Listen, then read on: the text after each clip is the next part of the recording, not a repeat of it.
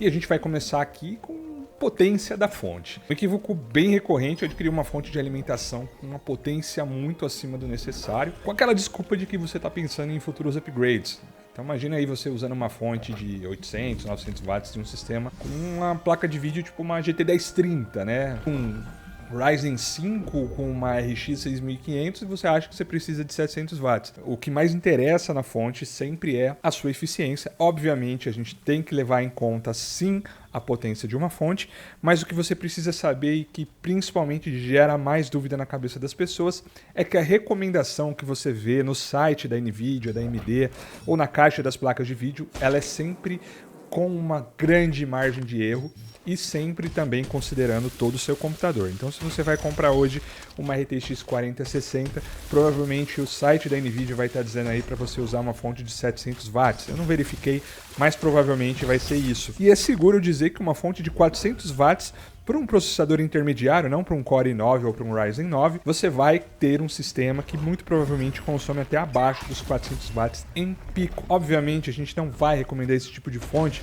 porque é sempre bom você ter uma margem de sobra. Mas isso é só para exemplificar para vocês que aquela margem que o fabricante coloca ali, ela é uma margem a mais, porque o fabricante parte do pressuposto de que ele não sabe se a fonte que você está colocando é uma fonte boa ou não. Então ele te coloca uma recomendação que mesmo se você botar uma fonte muito lixo, ela vai dar conta porque tá com muita sobra. Uma dica que eu dou para vocês é sempre pesquisarem aí no Google o consumo da placa, não necessariamente o TDP, porque TDP se trata de outra coisa, mas o consumo da placa e também o consumo do seu processador, e assim você vai ter um dado minimamente decente aí para decidir qual fonte que você precisa. Uma outra coisa que as pessoas hoje em dia talvez não façam mais tanto assim, mas que talvez uns 2 anos atrás eram bem recorrentes, era não comprarem SSDs para o computador, justamente porque na época esses SSDs eles eram caros, mas talvez hoje não faça tanto sentido a gente bater nessa tecla, a não ser para as pessoas que ainda insistem em quantidade de armazenamento, porque hoje um SSD aí de 240 GB você vai pagar talvez menos que R$100 se você for para uns modelos mais básicos. O que eu recomendo fazer no caso de você não ter dinheiro, por exemplo, para comprar um SSD de 1 TB? Você pode ter um SSD, como eu falei, de 240 GB mais ou menos, que vai comportar o teu sistema operacional, que vai comportar todos os seus programas, e talvez você, dependendo do jogo que você vai colocar, você ainda consegue colocar uns jogos ali que não ocupem tanto espaço, e você deixa então um HD como um disco de backup.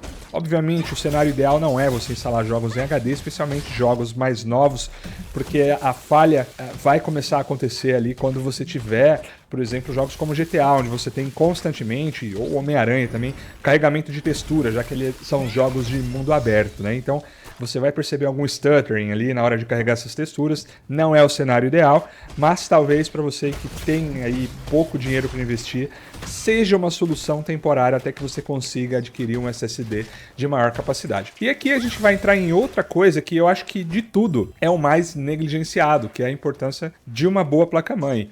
Então a gente tem uma placa-mãe de qualidade, é muito bom, é essencial dependendo do seu setup. Obviamente para todo setup é bom você ter uma boa placa-mãe, mas para alguns setups é mais essencial ainda, né? Obviamente também se a gente estiver falando de overclock, você vai ter não apenas a possibilidade, como também um suporte estável, caso você realmente queira investir nisso, né? Mas nem sempre os chipsets mais caros também são necessários. É o caso de placas AMD, onde você tem possibilidade de overclock e você também não tem nenhuma limitação de recursos, mesmo em chipsets B. E muitas vezes uma placa B de um tier mais alto, como por exemplo uma ROG Strix, ou uma TUF, ou uma Aorus, ela vai ter um resultado muito, mas muito superior do que uma X de tier mais baixo, como por exemplo uma X570 Prime, por exemplo, que é uma placa com chipset topo de linha da AMD, mas que é uma placa-mãe de entrada. Então veja que isso pode parecer confuso, mas você precisa sempre separar as coisas quando a gente fala de placa-mãe. Chipset não garante que essa placa-mãe é uma placa-mãe top de linha. Você tem, por exemplo, modelos de A520, que é um chipset de entrada da AMD, ou seja, é uma placa-mãe com chipset de entrada, com recursos até que limitados, né? Só que você tem uma construção TUF.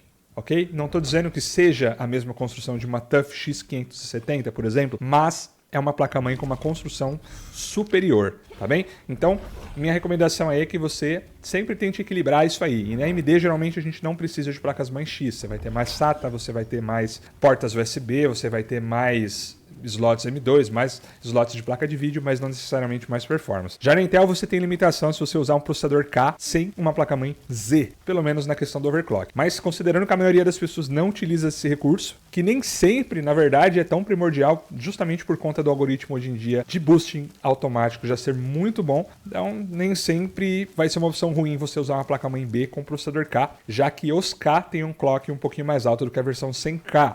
Mas lógico que nesse caso vale analisar se vai valer a pena, por causa dessa pequena diferença, você investir muito mais às vezes no processador K. Às vezes vai ser melhor você comprar um processador 1.7, sem um K, 1.5, sem um K e combinar com uma placa-mãe B. Mesmo que seja daquele mesmo modelo, mas por causa dessa diferença de preço entre a versão K e a versão 100K. Mas, como eu já falei, o essencial aqui é que essa placa-mãe não seja uma porcaria de placa, tá bom? O chipset, lembrando, não determina se a placa é boa ou não, então sempre vale fazer uma pesquisa para saber se aquele modelo que cabe no seu bolso realmente vai tancar o processador que você quer usar. Outra coisa muito comum, e a gente tem vários conteúdos aí na internet, é a respeito de water cooler ou air cooler. Isso porque hoje em dia, e talvez devido à qualidade de conteúdo de muitos canais, as pessoas tendem a pensar que um water cooler em toda a hipótese vai ser melhor do que um air cooler, e isto não é verdade, definitivamente não é.